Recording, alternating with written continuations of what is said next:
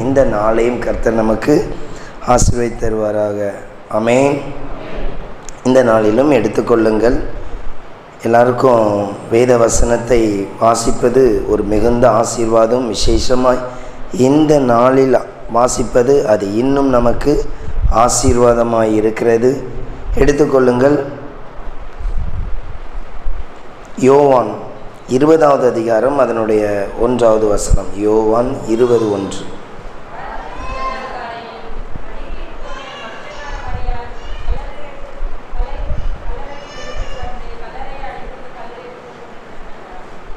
எல்லாரும் சேர்ந்து வாசிக்கலாமா? வாரத்தின் முதல் நாள் காலையில் அதிக இருட்டோடு மகதலேனா மரியாள் கல்லறையிடத்திற்கு வந்து கல்லறை அடைந்திருக்கிறது, கல் எடுத்து போட்டப்பட்டிருக்கிறதையும் கண்டாள். எல்லாரும் அந்த வசனங்களில் கரங்களை வைத்து நாம் ஜெபிக்கலாம். ஸ்தோத்தரிக்கிறோம் பிதாவே, இந்த வார்த்தைகளுக்காக நன்றி. நீர் உயிர் தெழுந்து ஜீவனுமாய் இருக்கிறீர் என்பதை அறிந்திருக்கிறோம்.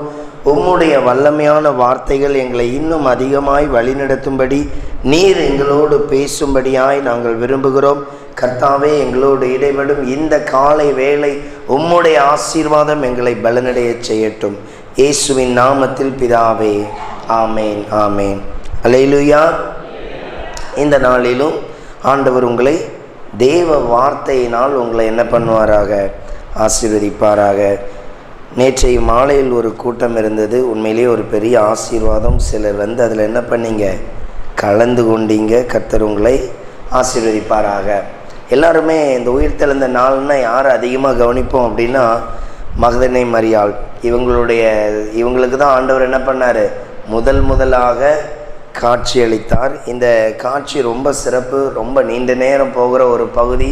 இன்றைக்கு நம்ம என்ன பண்ண போகிறோம்னா, இன்றைக்கு சண்டே, ஓய்வு நாள் இல்லையா? சனிக்கிழமை என்ன செஞ்சார்னு பார்க்க போகிறோம். சரியா? சனிக்கிழமை, அதாவது மகதலேனா மரியாள் பார்க்குறதுக்கு முன்னாடி இயேசு யாரை பார்த்தாரு, என்ன சந்தித்தார், என்ன வேலை செஞ்சார்னு என்ன பண்ண போகிறோம்? பார்க்க போகிறோம். எடுத்துக்கொள்ளுங்க. 1 பேதுரு 3வது அதிகாரம் அதனுடைய 18வது வசனம். 1 பேதுரு 3:18. ஏனெனில் கிறிஸ்துவும் நம்மை தேவனிடத்தில் சேர்க்கும்படி அநீதி உள்ளவர்களுக்கு பதிலாக நீதி உள்ளவராய் பாவங்கள் நிமித்தம் ஒரு தரம் பாடுபட்டார். மாம்சத்திலே கொலையுண்டு, ஆவியிலே உயிர்க்கப்பட்டார். நன்றாய் கவனித்துக் கொள்ளணும். இயேசு ஆவியிலே உயிர்ப்பிக்கப்பட்டார். அதாவது மகதலேனா மரியாளுடைய சூழ்நிலை அந்த பகுதியில் நீங்கள் வாசிக்கும் பொழுது இயேசு உயிர்த்தெழுந்தார் அப்படின்ட்டு இருக்கும். அப்போ அவருடைய ஆவியில் உயிர்த்தெழலை, அவர் மாம்ச சரீரமாகவே என்ன பண்ணார்? உயிர்த்தெழுந்தார். நேற்றைய தினத்தில், அதாவது சனிக்கிழமை, அவர் ஆவியில் உயிர்த்தெழுந்தார். ஆவியில் என்ன பண்ணாராம்? உயிர்த்தெழுந்தாராம். ஏன் உயிர்த்தெழுந்தார் அப்படின்னா அங்கே சொல்லப்பட்டிருக்கு, அவர் நீதி உள்ளவராய் பாவங்கள் நிமித்தம் ஒரு தரம் பாடுபட்டார், மாம்சத்தில் கொலையுண்ட, ஆவியிலே என்ன பண்ணார்? உயிர்ப்பிக்கப்பட்டார். அப்போ அவர் உயிர்ப்பிக்கப்பட்டது, முதலாவது உயிர்ப்பிக்கப்பட்டது எதில் இருக்குதான்? ஆவியில் உயிர்ப்பிக்கப்பட்டார். எதில் உயிர்ப்பிக்கப்பட்டார்? ஆவியில். இது எந்த நாள் அப்படின்னா அவர் அடக்கம் பண்ணப்பட்டதை நாம் பார்த்துருக்கிறோம். அதை கடந்த நாட்கள் என்ன பண்ணியிருப்பீங்க? தியானிச்சிருப்பீங்க. அடுத்த நாள் அவர் எதில் உயிர்ப்பிக்கப்பட்டாராம்? ஆவியில் உயிர்ப்பிக்கப்பட்டார். சரி, இந்த ஆவியில் உயிர்ப்பிக்கப்பட்ட தேவன் என்ன செய்தார் என்றால் அங்கு சொல்லப்பட்டிருக்கு, அந்த ஆவியிலே அவர் போய் காவலில் உள்ள ஆவிகளுக்கு பிரசங்கித்தார். காவலில் உள்ள ஆவிகளுக்கு என்ன பண்ணார்? பிரசங்கித்தார். நன்றாய் கவனிங்க. நம்ம கிட்ட பிரசங்கித்ததை நாம் என்ன பண்ணியிருக்கிறோம்? அறிந்திருக்கிறோம். சில இடங்களில் சொல்கிறோம், இந்த வசனம் மூலமாக ஆண்டவர் என்கிட்ட என்ன பண்ணார்? பேசினார். இந்த வசனத்தை கேட்டு தான் நான் என்ன பண்ணேன்? ரட்சிக்கப்பட்டேன். இப்படியெல்லாம் சொல்லுவோம். ஆனால் அவர் ஆவியில் உயிர்ப்பிக்கப்பட்டாராம், மாம்ச சரீரத்தில் அல்ல, ஆவியில் உயிர்ப்பிக்கப்பட்டு காவலில் இருக்கிற ஆவிக்கு என்ன பண்ணாராம்? பிரசங்கித்தாராம். அப்போ தேவனுடைய இயேசு கிறிஸ்துவுடைய உயிர்த்தெழுதலின் முதலாவது நோக்கம் கட்டப்பட்டவர்களுடைய ரட்சிப்பு, நித்திய ஜீவனை அடையும்படியா என்ன இருக்கு? ஒரு பெரிய பிரயாசம் இருக்கு. நம்மள எத்தனை பேர் இன்னைக்கு ட்ரெஸ் போடுறதுக்கு நேரத்தையிலேருந்தே ஒரு வாரத்துக்கு முன்னாடி என்ன பண்ணியிருப்போம்? ட்ரெஸ் எடுத்திருப்போம், என்ன கலரில் வேணும், இப்படி வேணும், இதெல்லாம் என்ன பண்ணியிருப்போம்? பிரயாசப்பட்டிருப்போம். உண்மையிலேயே இன்னைக்கு நம்ம பிரயாசப்பட வேண்டிய ஒரு பிரயாசம் என்னன்னா, ரட்சிப்பு சரியாக இருக்குதா, என்னுடைய ஆவிக்குரிய வாழ்க்கை அதற்கேற்றவாறு இருக்குதான்னு தான் என்ன பண்ணணுமா. ஏன்னா அவர் உயிர்ப்பிக்கப்பட்டவர் எந்த புது ட்ரெஸ் போடணும்னு பிளான் போடலை. அவர் என்ன பிளான் போட்டிருக்கிறாரா, நம்முடைய வாழ்க்கை ரட்சிப்படையும்படியாக அவர் என்ன பண்ணாராம், காவலில் இருக்கிற ஆவி என்ன பண்ணாராம், பிரசங்கித்தார். சரி, இந்த காவலில் இருக்கிற ஆவிகள் என்றால் யார், இவர்கள் எங்கே உள்ளவர்கள்? நல்லா கவனிக்கணும். நோவா காலங்களில் ஒரு பெரிய ஒரு மழை வந்தது. முழு உலகமும் என்ன பண்ணது, அந்த 8 பேரை தவிர்த்து எல்லாரும் என்ன பண்ணாங்க, அழிந்து போனாங்க. அந்த அழிந்து போன அந்த ஆவிகள் அந்த இருளின் பிடியில் இருந்தவங்களுக்கு தான் என்ன சொல்கிறாரு, சுவிசேஷம் அறிவிக்கிறார். அவர்களுக்கு என்ன பண்ணுறாராம், அவர்களுக்கு அந்த நற்செய்தியை அறிவிக்கிறார். அவங்களுக்கு ஏன் அவர் போய் அறிவிக்கணும், அவங்களுக்கு இந்த வார்த்தைக்கு என்ன சம்மந்தம் அப்படின்னா, நான் இன்னைக்கு நோவாவுடைய பகுதியை பார்க்கலாம். நோவாவுடைய காலங்களில் நோவா ஏறக்குறைய 100 ஆண்டுகளுக்கு மேலாக பிரசங்கிக்கிறார். இதோ ஒரு பெரிய மழை வரப்போகுது. அது வரைக்கும் அந்த ஜனங்கள் மழையை என்ன பண்ணதில்லை, பார்த்ததே இல்லை.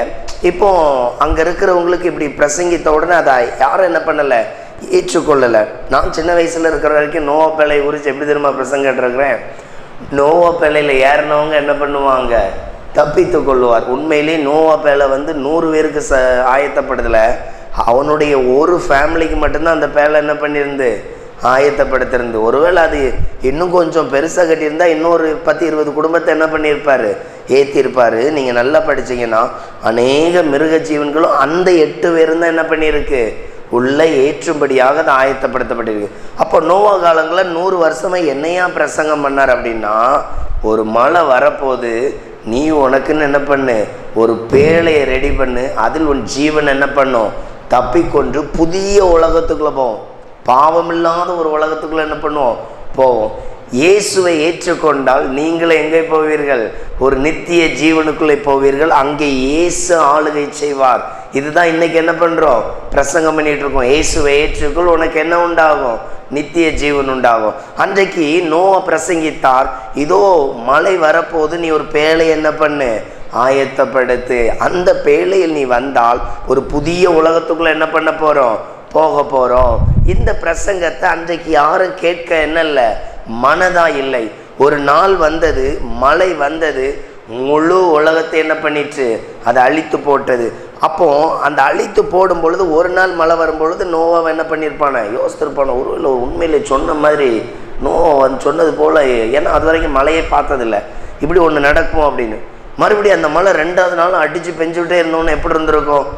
ஒருவேளை உண்மையிலேயே இந்த உலகம் என்ன பண்ண போகுது, அழிய போகுது. இப்போ நோவா பேழையை கதவு தட்டினாலாம் என்ன பண்ண முடியாது, திறக்க முடியாது. லாக் பண்ணது என்னது தான், லாக் பண்ணதான். இப்போ அநேகர் அந்த கடவுளை என்ன பண்ணுறாங்க, தேடுறாங்க. இப்போ தேட தேட தேட, ஆனால் மழை என்ன பண்ணுது, 2 நாள் 3 நாள்லேயே என்ன உண்டாகுது, அதனுடைய அளவு அதிகரித்து கொண்டே இருக்குது. எல்லாரும் செத்து மடிந்தார்கள். இவர்கள் தான் இந்த காவலில் வைக்கப்பட்ட ஆவி. எடுத்து அதே இதில் வசிங்க, 20வது வசனம், 1 பேதுரு 3வது அதிகாரம் 20வது வசனம்.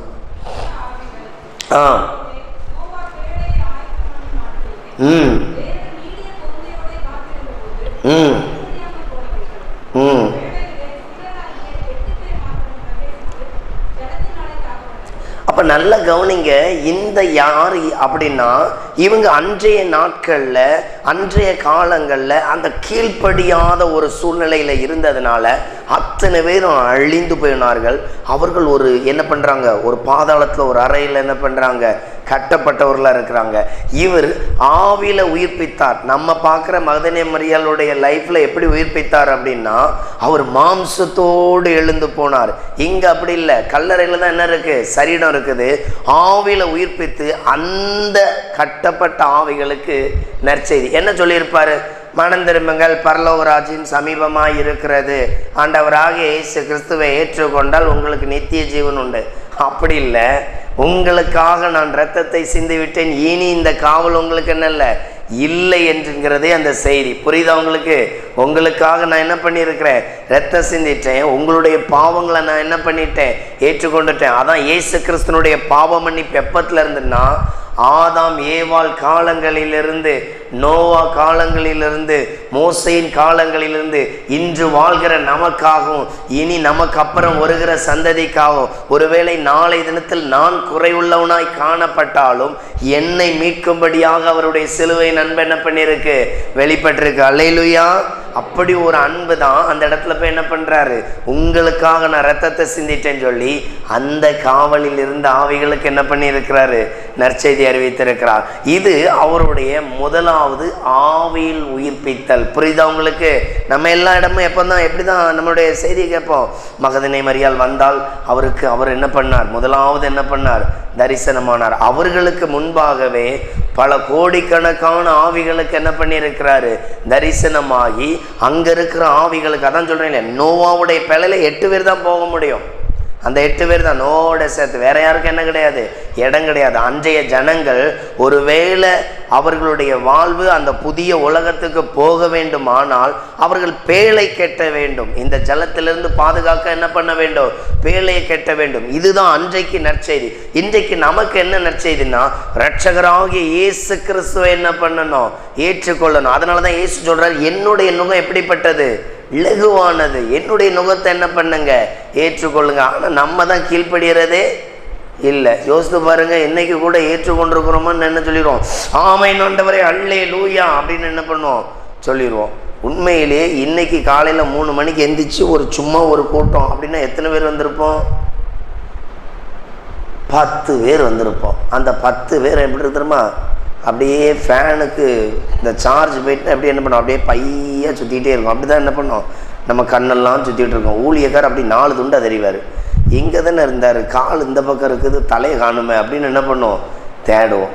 இன்றைக்கி பண்டிகையாக இருக்கிறதுனால என்ன பண்ணியிருக்கோம், அவ்வளோ பேர் நிப்பான் பெயிண்ட்டுக்கு வெளுத்து விட்ருக்கோம். என்ன பண்ணுறோம், அப்படியே விதவிதமாக பிள்ளைகள் பற்றிலா அவ்வளோ பிள்ளைகள் தலையிலேயே மேம்பாலம் அமைச்சிருக்கு. இந்த பக்கம் ஒரு கோடு, அந்த பக்கம் ஒரு கோடு போட்டு என்ன பண்ணியிருக்கு, அப்படியே மேம்பாலம் அமைச்சு என்னை பாருங்கள் அப்படின்னு என்ன பண்ணியிருக்கு, வந்துருக்கு.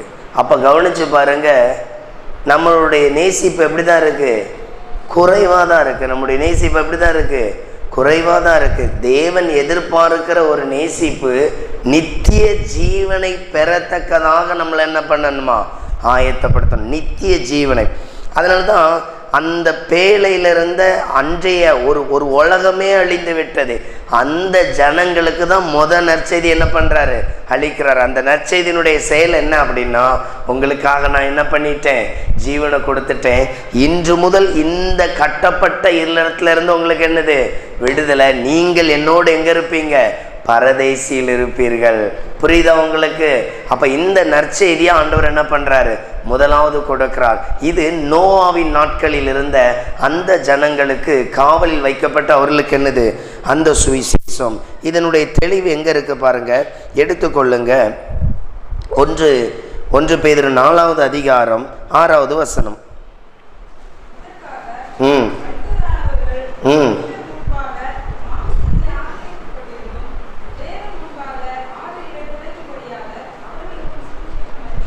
அங்க சொல்லப்பட்டிருக்கு, இதற்காக மரித்தோரானவர்களுடைய மனுஷர் முன்பாக மாம்சத்திலே ஆக்கினை கொள்ளப்பட்டவர்கள், அதாவது மாம்சத்திலே அவர்களுக்கு தண்டனை உண்டாயிட்டான். புரியுது உங்களுக்கு?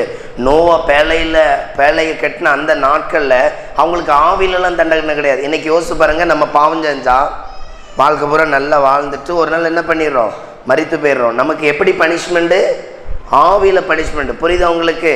ஆவியில பனிஷ்மெண்ட்னா எப்படி தெரியுமா, இப்போ ஐஸ்வர்யவானும் லாசர் என்ன பண்ணுறாங்க, மரித்து போகிறாங்க.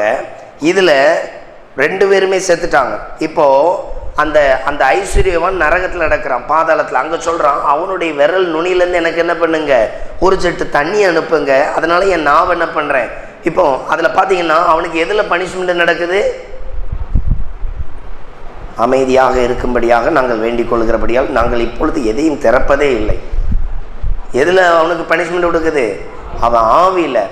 அவனுக்கு உணர்வு இருக்கு, ஆனால் சரீரெல்லாம் எங்கே தான் இருக்குது, பூமியில் கலர் தோட்டத்துக்குள்ளே வச்சுருக்க அவனை.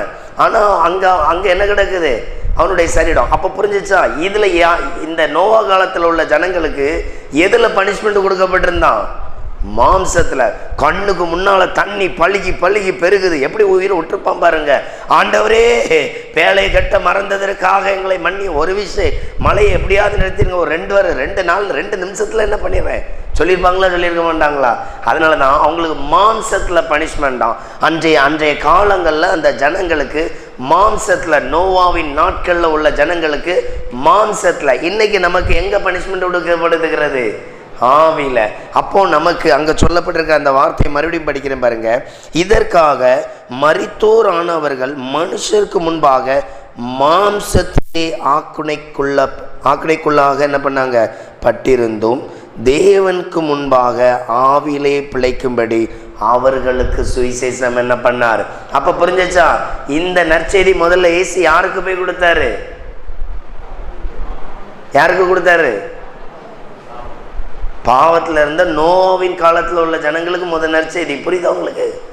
சரி, அப்ப இயேசு சனிக்கிழமை உயிர்த்தெழுந்து எங்க போயிட்டாரு?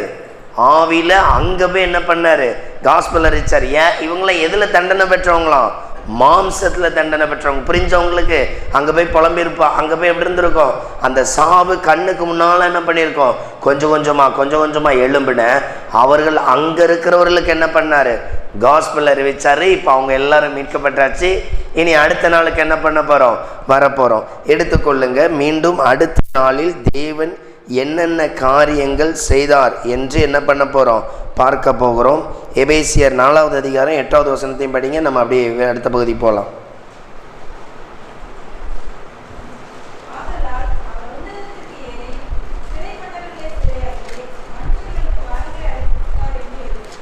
இங்க என்ன சொல்லப்பட்டிருக்கு அப்படின்னா, ஆதலால், மறுபடியும் அந்த வார்த்தை வாசிங்க.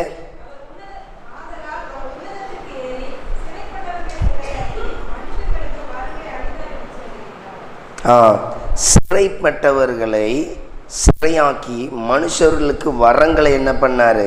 அளித்தார் என்று சொல்லியிருக்கிறது. இந்த இடத்துல என்ன அடுத்தது நமக்கு கொடுக்கப்பட்டிருக்குன்னா, அன்றைக்கு வாழ்ந்த ஜனங்களுக்கு என்ன கொடுத்துட்டாரு? ஒரு அறிவிப்பும் ஒரு விடுதலையும் கொடுத்துட்டாரு. இப்போ அடுத்தது நம்ம வாழ்கிற இந்த பூமியில் மாம்சத்திலே நீங்கள் ரட்சிக்கும்படியாக உங்களுக்கு என்ன கொடுத்துருக்கிறாரு? உங்களுக்கு ஒரு பெரிய ஆசீர்வாதத்தை கொடுத்துருக்காரு. மாம்சத்தில் ரட்சிப்பு. அன்னைக்கு அவங்களுக்கு ஆவில ரட்சிப்பு நோவாவின் ஜனங்களுக்கு. ஏன்னா அவங்க எதில் பனிஷ்மெண்ட் அனுபவிச்சாங்க? மாம்சத்தில். உங்களுக்கு மாம்சத்தில் என்ன கிடையாது? பனிஷ்மெண்ட் கிடையாது. உங்களுக்கு எதில் தான் பனிஷ்மெண்ட்டு? ஆவில. அதான் நான் மறுபடியும் உங்களுக்கு சொல்கிறேன். ஐஸ்வர்யன் லாசருக்கு அங்கே எதில் பனிஷ்மெண்ட் கிடைச்சிச்சு? ஆவில. ஏன்னா அவன் சரீரம் எங்கே தான் இருக்குது? பூமியில் இருக்குது. அங்கே அவன் பயங்கர வேதனைப்படுறான். அவனுக்கு மீட்பு உண்டா? கிடையாதுன்னு என்ன கிடையாது? மீட்பே கிடையாது. அப்போ இந்த ஆவியில நீங்கள் என்ன ஆக வேண்டுமெனால், இந்த ஆவிலே தேவனுக்கு பிரியமாய் வாழத்தக்கதாக அங்கே சொல்லப்பட்டிருக்கு, மனுஷர்களுக்கு வரங்களை அளித்தார். நம்ம பரிசுத்தமாக வாழ்றதுக்கு தேவனுடைய கிருபையின் வரங்கள் என்னது? அவசியம். இந்த மனுஷர்கள் நல்லா நடக்கிறதுக்கு அவருடைய ஒத்தாசை என்னது? ஆனால் உங்களுக்கு கொடுத்துருக்கிறாரு, கொடுக்கலையா? பாவம் இல்லாதபடி வாழ, பரிசுத்தமாய் நடக்க, தேவனுக்கு முன்பாகவும் மனிதர்களுக்கு முன்பாகவும் தாழ்மையாய் நடக்க அவர் அந்த கிருபையின் வரங்களை என்ன பண்ணியிருக்கிறாரு? அளித்திருக்கிறார். நம்மள எத்தனை பேர் இந்த கிருபையின் வரங்களை பெற்றுக்கொள்கிறோம்? புரிஞ்சவங்களுக்கு? இந்த மாம்சத்தில் நீங்கள் பரிசுத்தமாக வாழ்ந்தாதான் அந்த நித்திய ஜீவனுக்குள்ள என்ன பண்ண முடியும்?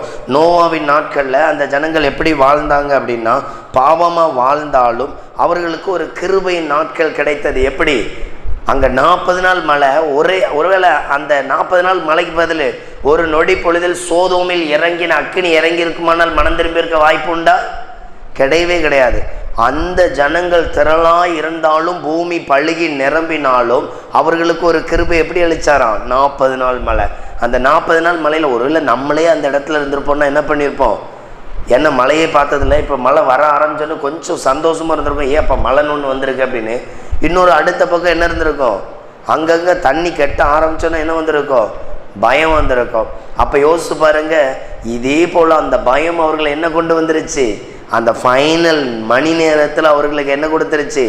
ரட்சிப்பு கிடைத்து விட்டது. ஒருவேளை நோவா கதவை போய் என்ன பண்ணியிருக்கலாம்? தட்டியிருக்கலாம். நோவாவே மழை வந்துருச்சு, ஒருவேளை எங்களை காப்பாற்றுன்னு நோவா உள்ளேருந்து சொல்லியிருக்கலாம் இல்லையா? ஆண்டவரை கூப்பிடுங்க, ஆண்டவர் உங்களுக்கு என்ன பண்ணுவார்? அப்போ அவங்களுக்கு தான் முதல்ல என்ன பண்ணியிருக்கிறாரு? காஸ்பல் அளித்து அவர்களை சிறையிலிருந்து என்ன பண்ணியிருக்கிறாராம்? அதாவது அவர்களை பேரடைஸ், அதாவது பரதேசிக்கு என்ன பண்ணியிருக்கிறாரு? கொண்டு போயிருக்கிறார். சரி, இனி அடுத்தது நம்ம என்ன பார்க்க போகிறோம் அப்படின்னா, இந்த மாம்சத்தில் வாழும் பொழுது எப்படி அந்த நித்திய ஜீவனுக்கு நாம் ஆயத்தப்படுகிறது. இயேசுவின் உயிர்த்தெழுந்தலை குறித்து நம்ம என்ன பண்ணுறோம்? ஆயத்தப்படுகிறோம். அன்பான சீசர்கள் இயேசுவோடு வாழ்ந்தார்கள். இதோ 11 சீசர்கள், 12ல் 1 தள்ளப்பட்டு 11 சீசர்கள், இன்னும் திரளான சீசர்கள் இயேசுவுக்காக என்ன பண்ணாங்க? அதாவது அந்தரங்க சீசர்கள்லாம் இருந்தாங்க. இப்படி அநேகர் இருந்தும் இயேசுடைய முதல் காட்சி யாருக்கு கொடுக்கப்பட்டது? காத்து கூட வரல, சத்தமா சொல்லுங்க, மகதலேனை மரியாளுக்கு கிடைத்தது. இந்த மகதலேனை மரியாளுடைய பிரயாசம் என்ன? இதை குறித்ததான் என்ன பண்ண போறோம்? அடுத்தது பார்க்க போறோம். இவளுக்கும் ஆண்டவருடைய அந்த விலையேற பெற்ற ஆசீர்வாதம் எப்படி இருந்தது நம்ம பார்க்கலாம். அதில் எடுத்துக்கொள்ளுங்க 2வது வசனம், யோவான் 22.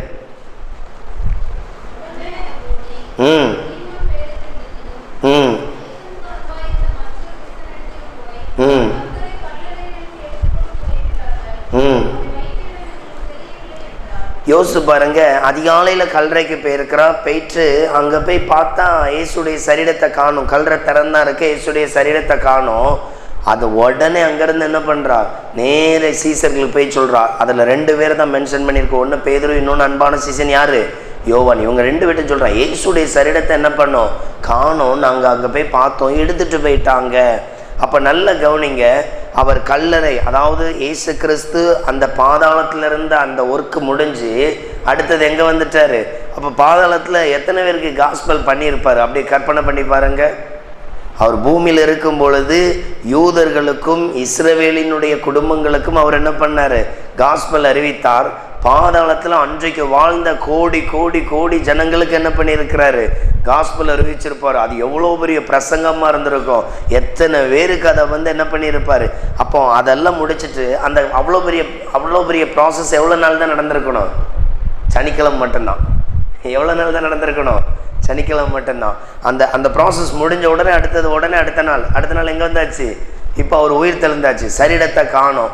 அப்போ காணன உடனே மகதலேனை மரியாள் என்ன பண்ணுறா? தேடி வந்தால் காணும். மறுபடியும் சீசர்கிட்ட போய் என்ன பண்ணுறா?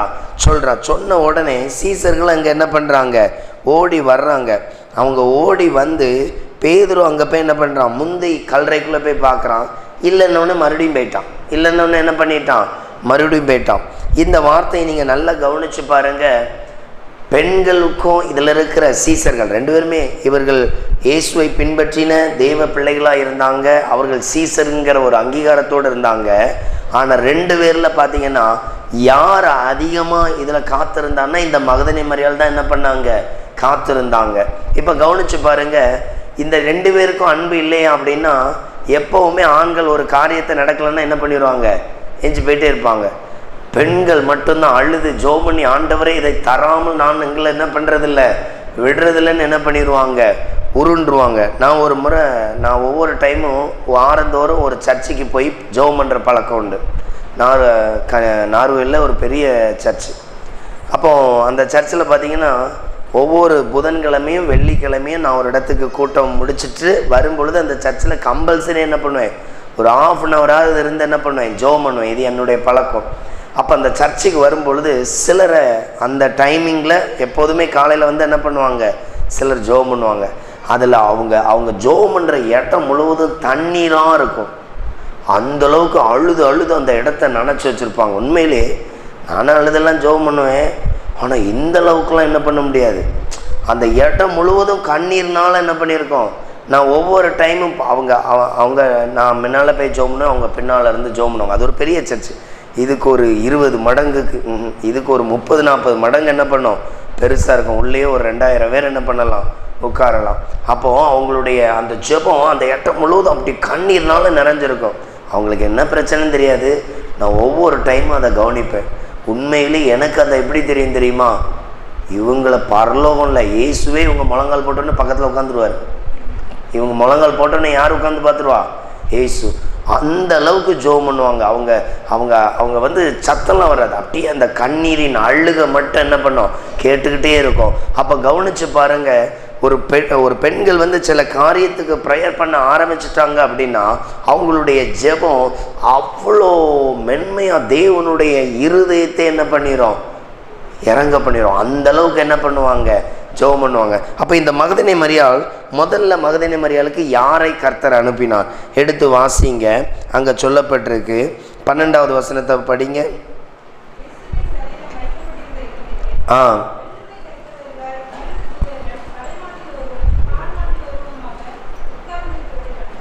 முதல்ல இவ எல்லாரும் விட்டுட்டு போயிட்டாங்க. ஆனால் மகதலேனை மரியாள் மட்டும் அந்த இடத்த விட்டு என்ன பண்ணலை, போகலை. இப்போ மகதலேனை மரியாள் போகல உடனே ஆண்டவர் என்ன பண்ணுறார் அப்படின்னா 2 தூதர் அனுப்புகிறார். முதல்ல யார் அனுப்புகிறா? 2 தூதர் அனுப்புகிறார். இப்போ 2 தூதர் வந்த உடனே தூதரை பார்த்துட்டு அதுக்கப்புறம் என்ன பண்ணுறா, பேச போகிறா. இப்போ தூதர் எப்படி இருந்திருப்பார் நல்லா கவனிக்கணும். அந்த இடத்துல இந்த மாதிரி லைட்லாம் இருந்திருக்காது. நீங்கள் அதை ஒரு காட்சை பைபிளில் வாசிக்கும் பொழுது அது எப்படி இருந்திருக்கும்னு பார்க்கணும். இப்படியெல்லாம் என்ன இருந்திருக்காது, நோ லைட் ஒன்லி. அது எப்படி தெரியுமா இருக்கும், இருட்டாக இருந்திருக்கும். ஒருவேளை இவங்க என்ன பண்ணியிருப்பாங்க, கையில் ஒரு விளக்கோ எதையோ பிடிச்சிட்டு என்ன பண்ணியிருப்பாங்க, போயிருப்பாங்க. அவ்வளோ இருட்டாக இருக்கிற இடத்துல இந்த அம்மாவுக்கு 2 தூதர் இருக்கிறது என்ன பண்ணியிருக்கு, தெரிந்திருக்கு. ஆனால் இந்த அம்மாவுக்கு இருக்கிற மனசில் இருக்கிற பாரத்தில், ஐயா தூதர் வந்திருக்கிறீர்களே இயேசுவை குறித்து அப்படியெல்லாம் கேட்கல. இந்த அம்மா என்ன கேட்டிருக்கான் பாருங்க. 13வது வசனத்தை படிங்க.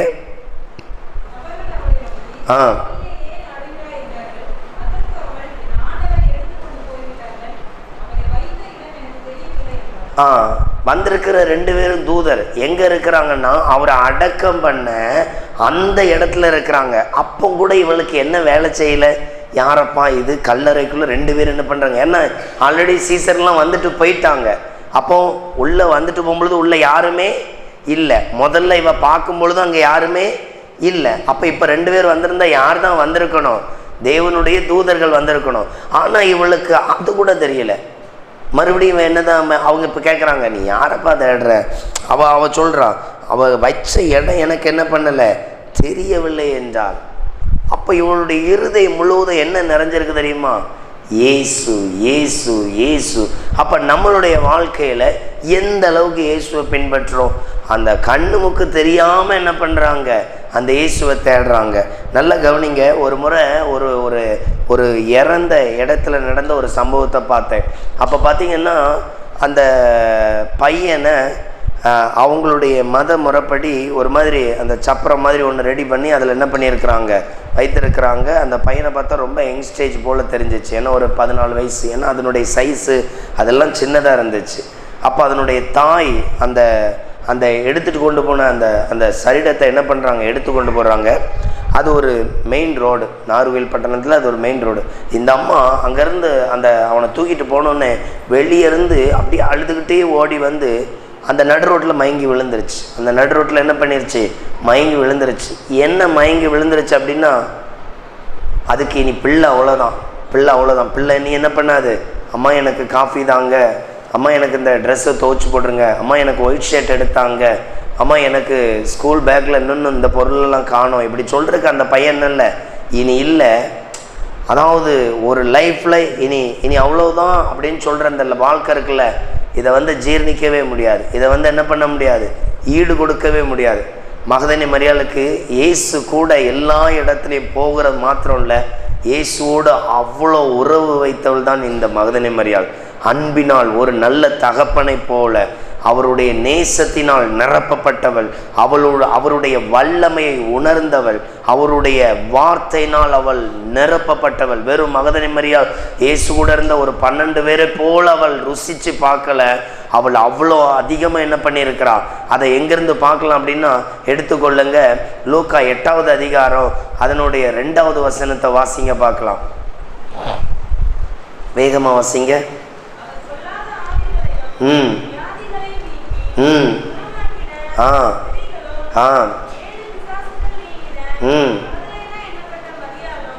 போதும்.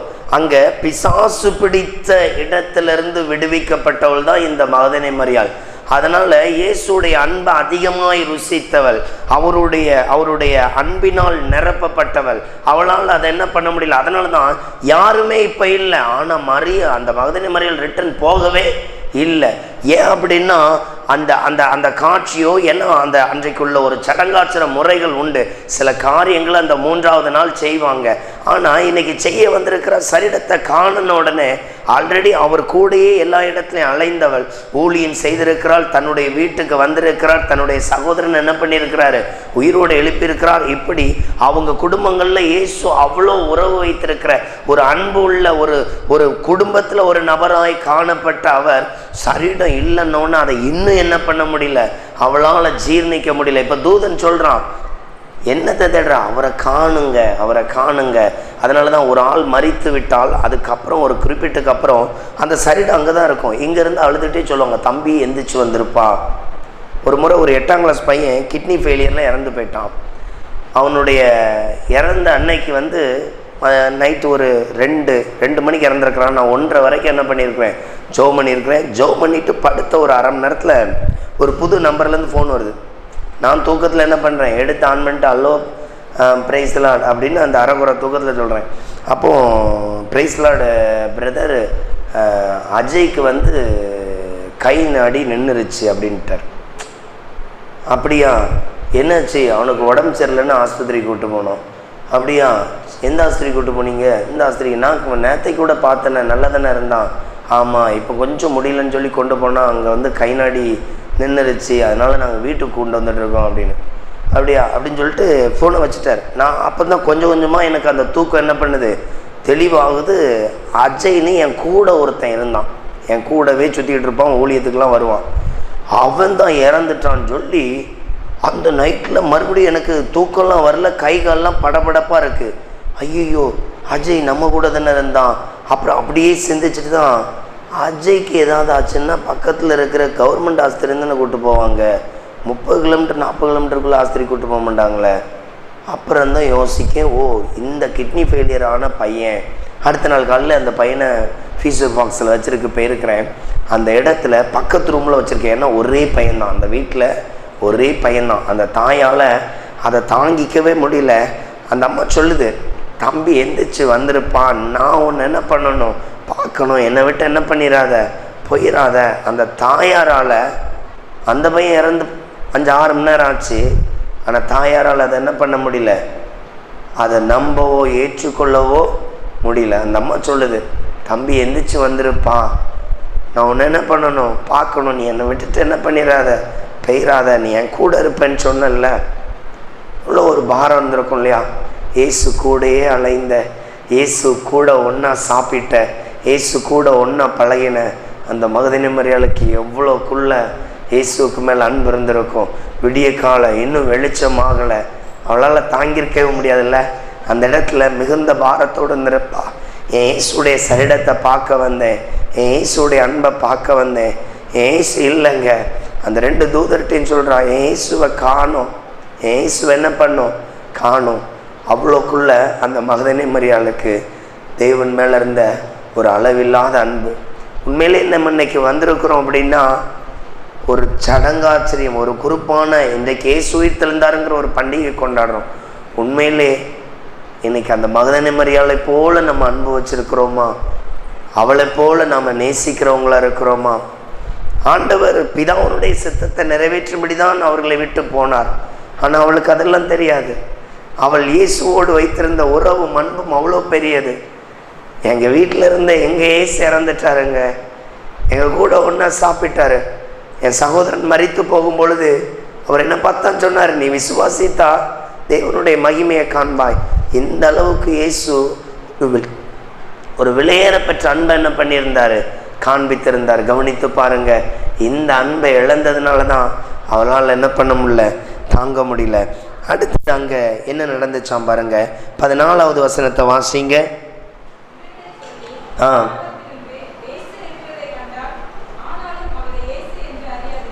இங்க நல்ல கவனிங்க. இப்போ தூதர்கள் அனுப்பிட்டு இயேசுவே வந்துட்டார். இப்போ தூதர்கள் அனுப்பிட்டு யார் வந்துட்டா, இவ போகவே இல்லை. இவளுக்கு தரிசனம் ஆக வேண்டும் என்கிறது தேவனுடைய திட்டமோ முகாந்திரமோ கிடையாது. ஏன்னா நம்ம பழைய ஏற்பாட்டிலே எங்கேயுமே ஆண்டவர் முதலாக ஒரு ஸ்திரீக்கு தன்னை உயிர்த்தெழுந்து காண்பிப்பார்னு எங்கேயும் என்ன பண்ணுறதில்ல, பார்க்கறதில்ல. பட் இது அந்த வரலாறுலே கிடையாது. ஆனாலும் இவளுடைய அன்பு, இவளுடைய பிரயாசம், அந்த ஆண்டவரையே அந்த இடத்துக்கு வர என்ன பண்ணிருத்து வைத்து விட்டது. அவர் அங்கே வந்து நிற்கிறது அவளால் உணர முடியல. வந்திருக்கிறது இயேசுதான். ஏன்னா இவன் ஆல்ரெடி இறந்துட்டாருங்கிற ஒரு ஃபீலில் இருந்தா, இப்போ அடுத்தது சரீரத்தையே காணும். என்ன விதமெல்லாம் புலம்பிருப்பா யோசித்து பாருங்க. இது ஏதோ ஒரு 10 நிமிஷம் ஒரு 5 நிமிஷம் நடந்த சம்பவம் அல்ல, சில மணி நேரம் என்ன பண்ணியிருக்கோம். ஏன்னா இவன் அதிக இருட்டோடு என்ன பண்ணிட்டா, ஒருவேளை 2:30க்கு எந்திரிச்சிருக்கலாம், 2:30க்கு பிறகு 3 மணி நேரம் 3 மணி ஆகும் அப்படின்னு என்ன பண்ணியிருக்கலாம், கடந்து போயிருக்கலாம். அவளுக்கு எவ்வளோ ஃபீல் இருந்திருக்கும், அழுது கொண்டே இருந்திருப்பா. இப்போ இயேசுவாலேயே தாங்க முடியல. ஐயோ என் மக என்னை தேடி என்ன பண்ணுறா, அழுது கொண்டு இருக்கிறா. இன்னைக்கு உங்களையும் உங்கள் பிள்ளைகள் உங்கள் குடும்பத்தை கவனித்து பாருங்கள். எத்தனை வேளைகளில் இயேசுவை இப்படி தேடுறவங்களா இருக்கிறோம், எத்தனை வேளைகளில் இந்த இயேசுவை இவ்வளோ அன்பு செலுத்துகிறவங்களா இருக்கிறோம். அந்த இடத்துல அடுத்து சொல்லப்பட்டிருக்கு, இயேசுவே வந்துட்டார். இயேசு வந்த பிறகு கூட வந்தது இயேசுதான் என்ன பண்ண முடியல, இவளால் விளங்கி கொள்ள முடியல. காரணம் அவளுடைய பாரம், அவளுடைய ஏக்கம். ஏன்னா அழ ஆரம்பிச்சுட்டா, இயேசுவை காணுங்க, இயேசுவை காணுங்க. இப்போ இயேசு நிற்கிறாரு. இப்போ இவளுக்கு எப்படி தெரியுமா, வந்தது ஒரு தோட்டக்காரர். வந்தது யாரு, ஒரு தோட்டக்காரர். இப்போ அவர்கிட்ட சொல்கிறா, ஒரு வேளை வச்ச இடத்த சொல்லுங்க, நான் என்ன பண்ணிக்கிடுறேன், எடுத்துக்கிடுறேன். அந்த சரீரத்தை என்ன பண்ணிக்கிடுறேன், எடுத்துக்கிடுறேன். தேவன் மேலே அவ்வளோ அவ்வளோ அன்பு வைத்தவள் தான் இந்த மகதனை மரியாள். இப்போ அவர்கிட்ட காட்சி கொடுக்குறாரு. இந்த வார்த்தை எப்படி இருக்கு பாருங்க. அங்கே சொல்லப்பட்டிருக்கு, 16வது வசனத்தை வாசிங்க.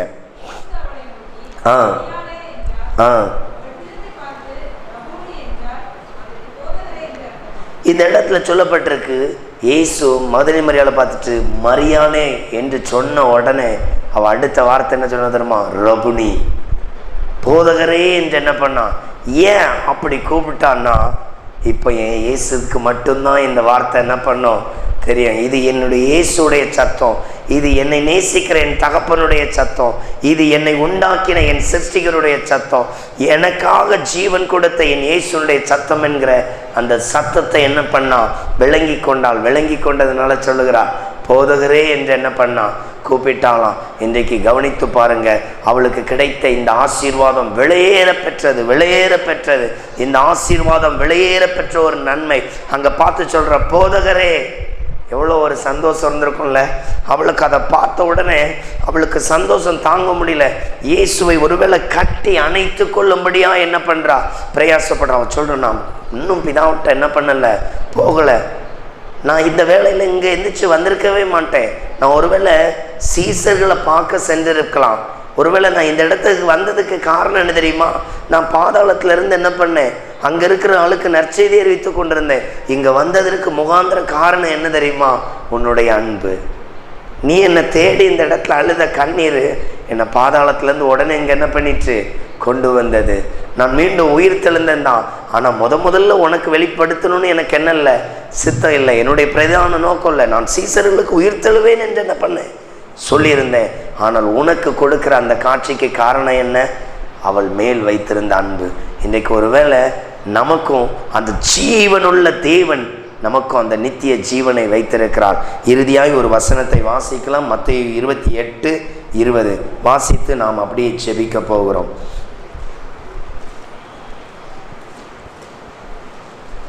மத்தேயு 28:20 சீக்கிரம் வாசிங்க.